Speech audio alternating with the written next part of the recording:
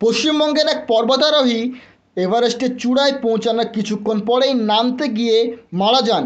নেপালের কর্মকর্তারা নিশ্চিত করেছেন রানাঘাটের ৪৫ বছর বয়সী সুব্রত ঘোষ বৃহস্পতিবার ৮,৮৪৯ মিটার অর্থাৎ ২৯,০৩২ ফুট উঁচু চূড়া থেকে নামার সময় হিলারি স্টেপের নিচে মারা যান, যা প্রায় উল্লম্ব পাথরের মুখ ছিল।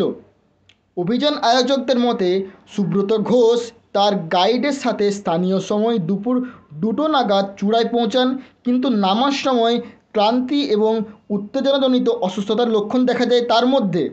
পরে তিনি আরও এগোতে অস্বীকার করেন এবং তার গাইড চম্পল তামাংকে উদ্ধৃত করে বলা হয়েছে, তামাং বৃহস্পতিবার গভীর রাতে ক্যাম্প ৪-এ ফিরে আসেন এবং শুক্রবার সকালে কর্তৃপক্ষকে ঘটনাটি জানান।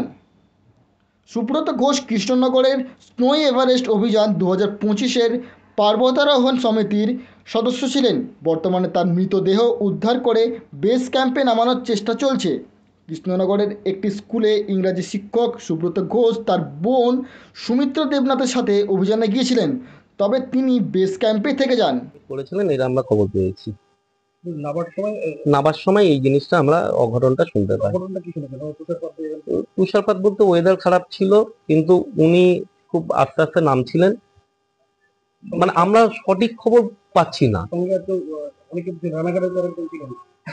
তাদের কারোর খবর পাচ্ছি না। শুনেছি অন্যান্যরা সবাই এগিয়ে গেছে, শুধু ওই নাকি পেছনে ছিল এবং ওর সাথে একজন শেরপা ছিলেন। শুধু এইটুকুনি আমরা নিউজ পেয়েছি, তার বাইরে আর কোনো নিউজ পাইনি।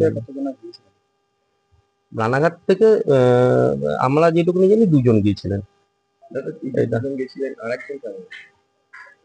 আরেকজনের খবর পাইনি, উনি নাকি ৪ নম্বর ক্যাম্পে চলে এসেছেন, মানে সেফ জোনে আছেন, এইটুকুনি আমরা জানি। জানাবার পর থেকে আমি কন্টিনিউয়াস শুভেন্দুকে সঙ্গে সঙ্গে জানিয়েছি, মেসেজ পাঠিয়েছি এবং রাত্রিবেলা আমার সঙ্গে কথা হয়েছে, ও যোগাযোগ করেছে, কিন্তু সকালবেলা তো একটা স্যাড নিউজ এলো। এখন যেটা ব্যাপার সেটা হচ্ছে রেস্কিউ করতে হবে। ও যাবার আগে আমরা ওকে শুভেচ্ছা পাঠিয়েছিলাম। ওর সঙ্গে আর একজনও গিয়েছিল, রুম্পা বলে, সে ব্যাক করে এসছে, কিন্তু সামাও আটকে গিয়েছে।